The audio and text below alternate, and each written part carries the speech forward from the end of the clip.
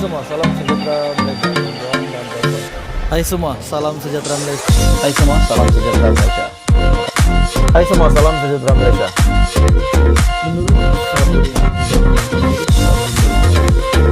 Hai semua, salam sejahtera Malaysia. Bantuan dan Bapak semua. Hai semua, salam sejahtera Malaysia. Adakah dengan bukti baru, dengan perkembangan terkini, berkaitan dengan isu rasuah dan isu sedekah, dengan keputusan pilihan raya umum ke-15 di Terengganu, akhirnya SPRM telah membuat satu kejutan besar, di mana SPRM telah mendapat 90 individu yang boleh dikaitkan terlibat dengan penerimaan uang untuk mengundi PAS di Terengganu semasa pilihan raya umum ke-15. Menurut Syahbudin, Bersatu dan PAS kini bermasalah. Perikatan Nasional diancam bahaya. Adakah Anda setuju dengan kenyataan bahwa Bersatu dan PAS diancam bahaya, PN diancam bahaya, Bersatu dan PAS dalam masalah?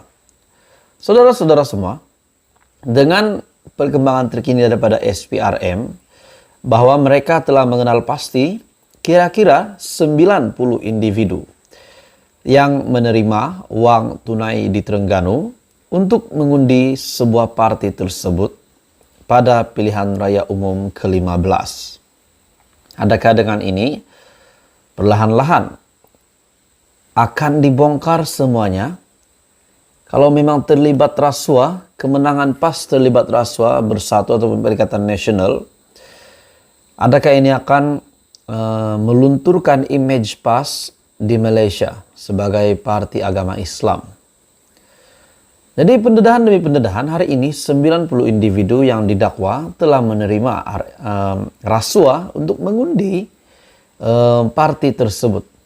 Dan segera ini dapat dibuktikan apakah nasib Hadi Awang, Tok Guru Hadi Awang dan juga Abah, itu Muhyiddin Yassin. Menurut sumber daripada SPRM, ia bagi membantu siasatan orang ramai dikatakan menunggu sebuah video. Satu video yang tular yang menunjukkan orang ramai menunggu di hadapan sebuah bangunan untuk menerima bayaran daripada PAS bagi tujuan mengundi. Sumber yang rapat dengan siasatan itu juga berkata, SPRM telah berjaya menjejaki hampir separuh daripada 90 individu tersebut dan mereka telah dipanggil untuk memberi keterangan. Lelaki dalam video yang memberikan uang tunai kepada pengundi telah dipanggil untuk disoal siasat. Sekarang SPRM sedang berusaha untuk memanggil lebih ramai saksi bagi membantu siasatan itu. Secara keseluruhan terdapat 90 penerima dikenal pasti telah menerima uang itu. Tambah sumber itu, SPRM berjaya mengenal pasti penerima uang tunai berdasarkan dokumen yang dirampas semasa siasatan. Ia bukan saja mendedahkan beberapa kemenangan PAS dalam pilihan raya umum ke-15 boleh dibatalkan kerana melanggar undang-undang, malah mengancam masa depan parti itu di mata rakyat. Betul. Kalau ini dapat dibuktikan memang PAS memberi uang sebagai rasuah untuk mengundi parti PAS untuk memenangkan parti itu dengan memberikan uang, sudah pasti ini melanggar undang-undang. Ini mendedahkan beberapa kemenangan PAS dalam pilihan raya umum ke-15 boleh dibatalkan. Apa yang berlaku kepada PAS ini tamparan secara langsung kepada Perikatan Nasional. Setelah akaun bank Bersatu dibekukan, sebuah lagi komponen BN telah dibekukan oleh SPRM untuk disiasat berkaitan pengubahan uang haram. Bersatu bermasalah dan PAS juga bermasalah. Mampukah mereka menghadapi PRN di 6 negeri yang akan berlangsung tidak lama lagi? Bersatu yang akun telah dibekukan, PAS pula di mana 90 individu telah didakwa menerima uang rasuah dan siasatan sedang dijalankan untuk meneruskan pendedahan ini. Pengarah pilihan raya PAS yaitu Sanusi bagaimanapun menafikan perkara ini. Beliau berkata dakwaan itu merupakan helah daripada musuh politik untuk memburuk-burukkan PAS dan parti Islam itu tidak mempunyai dana untuk membayar pengundi. Sebelum ini juga pada Januari, Presiden PAS Abdul Hadi Awang mempertahankan tindakan mengagikan uang tunai kepada pengundi bukan rasuah tetapi sedekah. Dilaporkan juga memberitahu media di Terengganu bahwa peraturan sedia ada hanya melarang calon yang bertanding dan wakil mereka daripada memberi uang tunai kepada pengundi. Bagaimanapun Abdul Hadi berkata undang-undang tidak menghalang orang ramai daripada bersedekah. Saudara-saudara semua, adakah ini satu pendedahan SPRM yang pasti mengejutkan? Dan bagaimana pula status Muhyiddin Yassin sebagai pengurus CPN, Presiden Bersatu, dan Hadi Awang sebagai Presiden PAS. Bersatu dan PAS kini yang bermasalah, PN diancam bahaya. Teruskan bersama di dalam channel ini untuk perkembangan politik yang seterusnya. Hai semua, salam sejahtera Malaysia. Saudara-saudara semua, tular di media berkenaan dengan akun Bersatu dibekukan, berkenaan dengan video yang tular menunjukkan senarai penerima uang rasuah daripada PAS, uang untuk mengundi PAS di Terengganu, dan banyaklah yang tular di media baru-baru ini. Saudara-saudara semua yang saya amat kasihi, setelah akun bank Bersatu dibekukan, terdapat satu pertanyaan yang bermain